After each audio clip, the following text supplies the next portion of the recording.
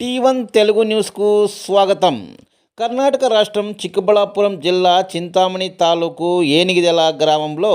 అనాది కాలంతో నెలసి ఉన్న శ్రీ సోమేశ్వర స్వామి దేవాలయంలో ప్రతి నెల 4వ సోమవారం స్వామికి అభిషేకం పూజలు చేస్తారు.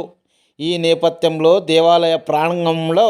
అసంఖ్యాత భక్తులు, అర్చకులు పూర్ణచంద్ర శివస్తోత్రం జపించారు.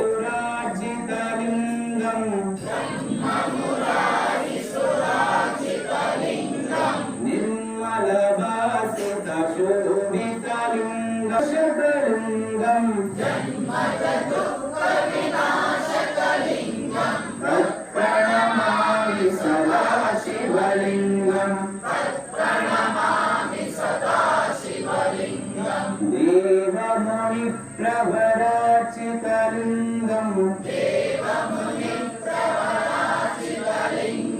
కామదహం కరుణాకరలింగం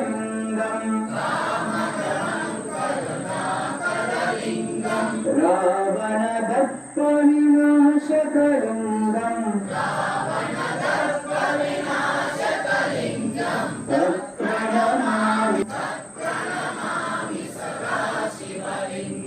సర్వసుగంధ సులేపితలింగం బుద్ధి వివర్ధన కారణలింగం సిద్ధసురాసురవందితలింగం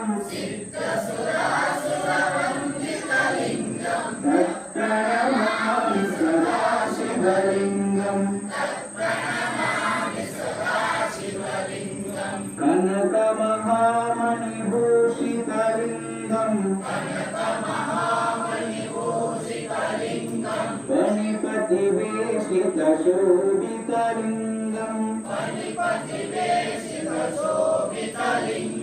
దక్షసుయజ్ఞవినాశనలింగం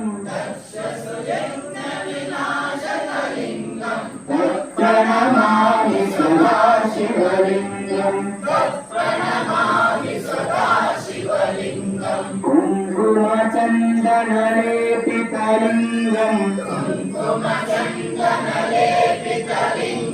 పంకజహార సుశోభితలింగం సంచిత పాప వినాశనలింగం ప్రణమామి సదాశివలింగం దేవగణార్చిత సేవితలింగం భావైర్భక్తి విరేవచలింగం దినకర కోటి ప్రభాకరలింగం తత్ప్రణమామి సదాశివలింగం అష్టదలు పరివేశితలింగం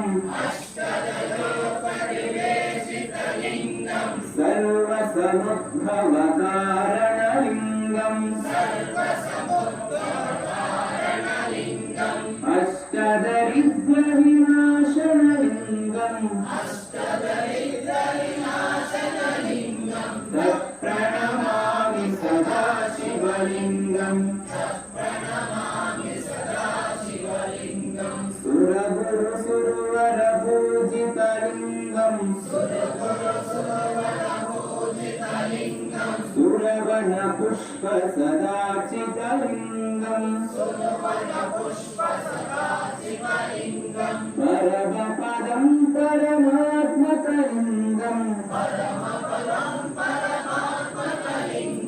తత్ప్రణమామి సదాశివలింగం లింగాష్టకమిద పుణ్యం యప్పటేతో శివసంధుడో శివలోకమహాభూతి శివేన సమమోదతే पार्वती पदे शिव नमः पार्वती पदे शंभो नमः पार्वती पदे